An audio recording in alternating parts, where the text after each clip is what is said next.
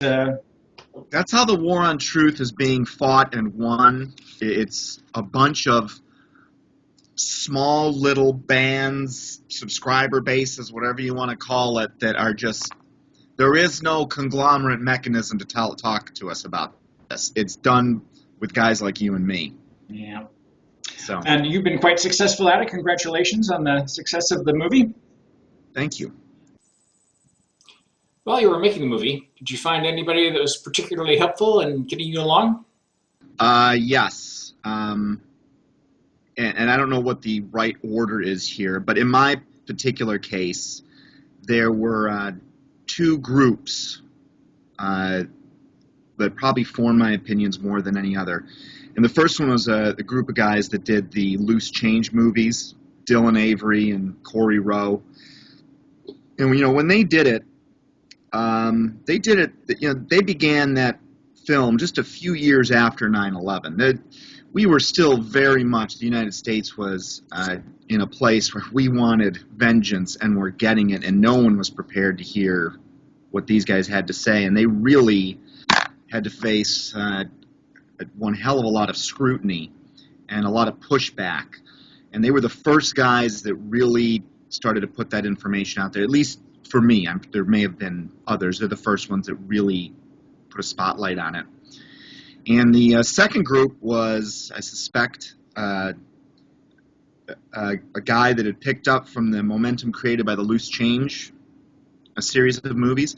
And that was Richard Gage, who went on to found Architects and Engineers for 9/11 Truth. And he really put a scientific,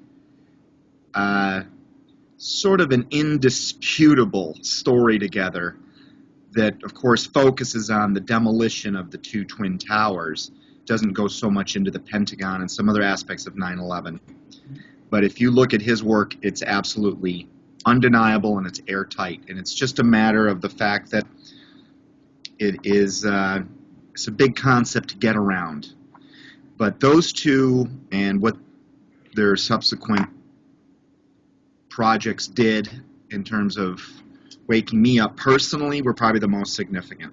And there's probably several hundred other people I could say something about, but in my world, they're the leaders. You said that there was a need to repair the country. Do you think it can be repaired? So yeah, I still maintain that. Most people I think are good, and I also think a lot of evil has been done in this world by people that think they're doing good. And there are a lot of scenarios I've gone through of how someone could rationalize being a part of this. And I've actually talked to some people that were, and that's going to be the topic of my upcoming film, which is a continuation of the first, which gets into how the deception worked and how we're rotting from the inside and why we're fooled and lazy about understanding what's happening in our world. But unfortunately, I think that the real enemy of humanity, the people that are doing things like 9/11, they control the power structures of most of the major nations of the world, not just the U.S. And we're really in their hands. Considering all the people that were involved, do you have a feel for the numbers of people that might have been involved? Are we talking thousands of people? Well, I guess we have to define what being involved is. Is the news broadcaster that was given a press release to read, and they're just reading the press release, not doing any due diligence on the information in the press release? Are they involved? So they would be what I would consider sort of an unwitting participant. The planning and the execution of this, I mean, it could probably be pulled off with a handful of people in a high-powered people in a conference room somewhere, and they start to enlist their respective resources needed to pull this plan off. And I think, let's say, the people that had full knowledge of this plan before it was going to happen, and all the aspects of it, I think we're talking about less than a dozen folks. You don't need a lot of folks to have pulled this off because of the structure of our society. We are compartmentalized. We've got millions of top secret classification security clearances. And you could put 150,000 people in Arizona in 1942 to build an atomic weapon. They're all involved. But at the end of the day, there were only 3 or 4 guys that understood the whole picture. Yeah. Oppenheimer, Teller, and the individual departments that were working on one little component of the plan with very strict instructions under penalty of treason wouldn't share this information with each other, even though they lived together as literally a small city. Yeah. And when you look at that, and you understand that even our own vice president at the time, Harry S. Truman, was completely unaware of the program. So when you understand how secrets work, there's a lot you can do by being the puppeteer and manipulating the marionettes below you, and they don't need to know the big picture. They just need to have taken an oath and sworn allegiance to their superiors and don't question orders, just do it. Any guesses how the police will react? Are they going to fire on their own people? There will be defections all over. That now we're talking at this point revolution. What's going to happen when, not if, but let's understand this, when the groundwork, now the semantics of what happened on 9/11 weren't planned with the time span I'm about to give you, but the beginnings of this worldwide deception have their origins going back about 2,000 years, in my opinion. Yeah. And this is something being carried out by organized evil that has been around a very long time, the devil or Satan. We all think of Satan as, I know growing up, I always thought he's some guy that inhabits the bodies of 12-year-old girls and makes their heads spin around and spew out green vomit. That's not at all what his power structure is like. And I've come to believe that Satan is a real entity. It's changed my worldview about a lot of things, but at the end of the day, this is the sobering conclusion I came to, is that 9/11 was literally planned by the forces of evil on this planet.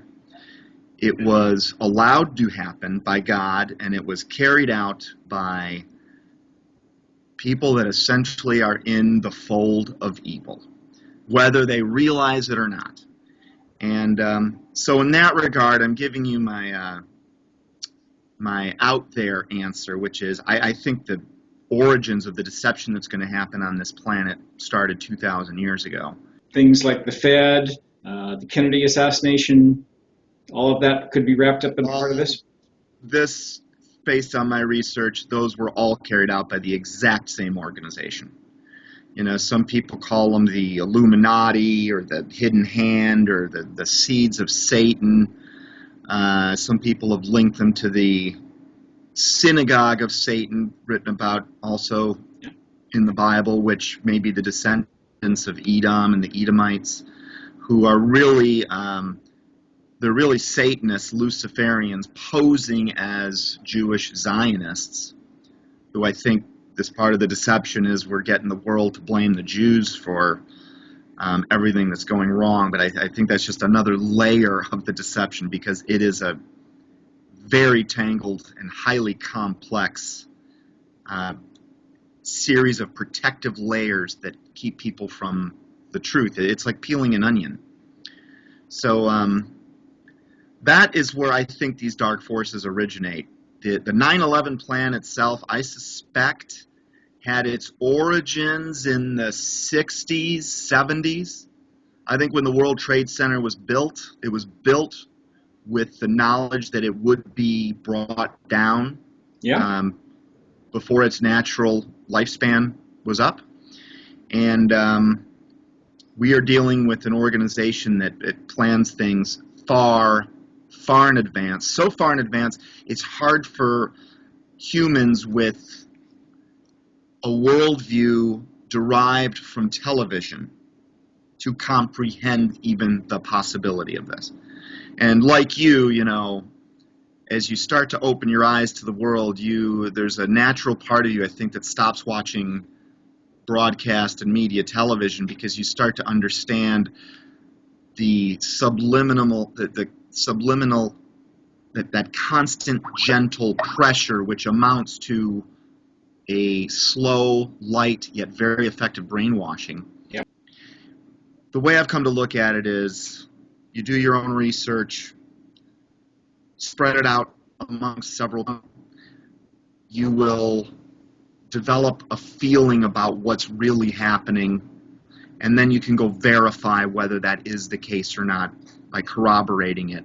And once you have that triple corroboration, it just, maybe it is not the kind of thing that can be proven in a court of law, Yep. but I can't prove that I love my mother in a court of law either. Doesn't mean it's not true.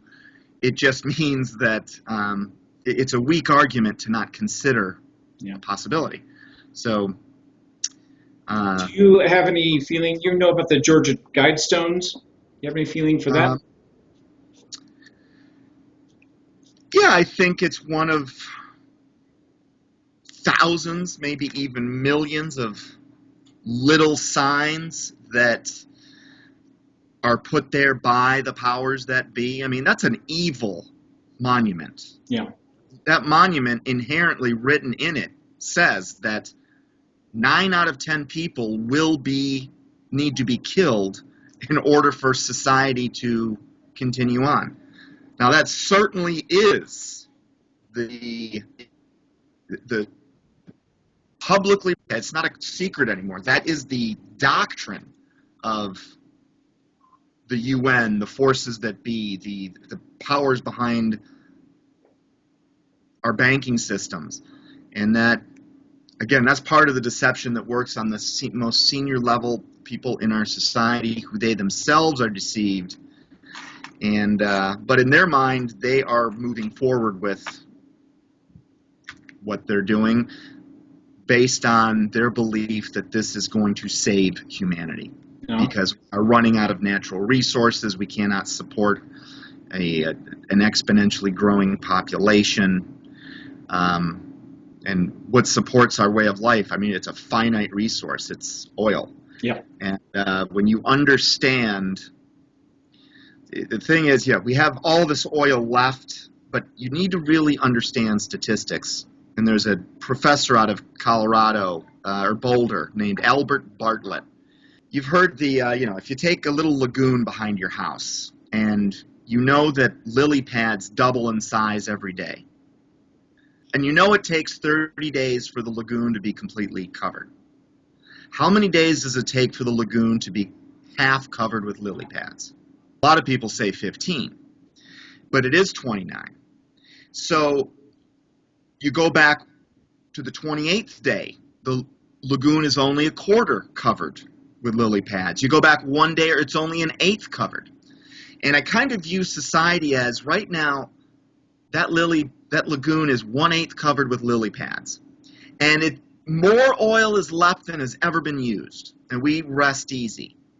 But what they don't understand is that at this rate of growth, we really only have 3 days left before the whole lagoon's covered.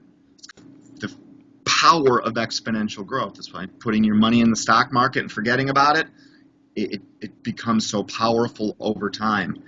And it only will take the last couple of years before what we can think are massive oil reserves, we really find out are not. And almost every major barometer that's used to measure this would indicate that we are past peak oil. Yep. Which is a concept that I don't know if you're familiar with it, but it sounds like you are.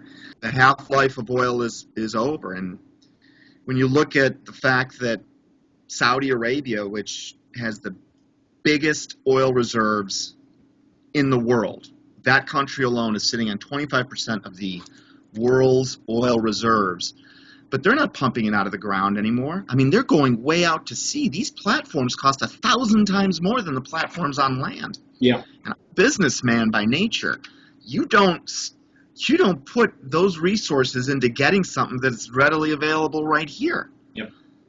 So that should be a, you know, if you're going to let the 6 o'clock news tell you what to believe, you'll never worry about it, and it'll just catch you by surprise. Yep. If you want to go find out what's happening, like you've done, you go find alternative news sources, and you got to put your own picture together, because there are very few that will do it for you.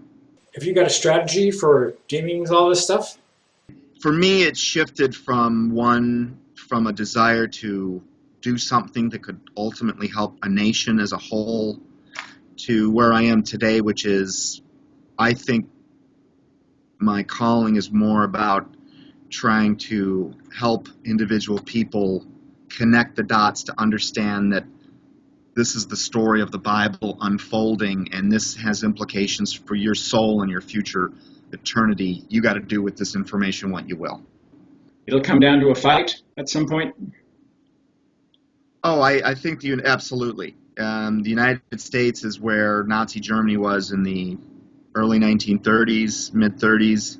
The intelligentsia knew that something was happening. They knew that the camps were built. They weren't just 3 or 4 death camps. There were hundreds of them. The same playbooks being written for us. There are, they're called FEMA camps, I guess, but why are these things being outfitted with guillotines, with things that you wouldn't normally have in an emergency safety camp, which all of their guards and protections is not to keep people out, it's to keep people from leaving. And you really can see, at the end of the day, it's hard to see this based on our history books, but the folks that were behind the Nazis in Germany are the exact same folks behind our government today. And the plan that was unleashed in the late 30s in Germany has been augmented and improved. Do you think enough people are going to resist? There's definitely going to be some sort of insurgency from inside our country. This is what the network of militia folks have been preparing for. This is not a secret to anyone except for the masses. The masses. I call it the war of the sheep. You got 1% of the population that's about to rain evil down. And on the other side, you've got another 1% of the population that is fully aware what's going to happen. And in the middle, 98% of the population is the sheep. And it's basically going to be a fight over each individual one. And who knows how that's where they're going to herd themselves. Do you put any stock in the stories of underground cities, that sort of thing? I do. The underground cities, at least, I've found too much evidence that those exist. I've seen them. There is a network of underground, I don't know if I want to call them cities.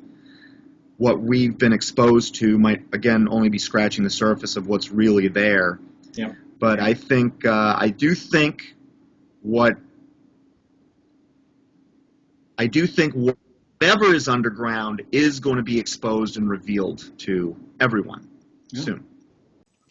Got anything planned for the future? So we've got a few things coming out. We've got a book coming out in about a month, maybe 2. The Anatomy of a Great Deception, the volume 1, which is out there now, that is being, there's a director's cut coming out with deleted scenes, bonus scenes, follow-up interviews with people that saw the movie for the first time, were introduced to the inconsistencies of 9/11 for the first time.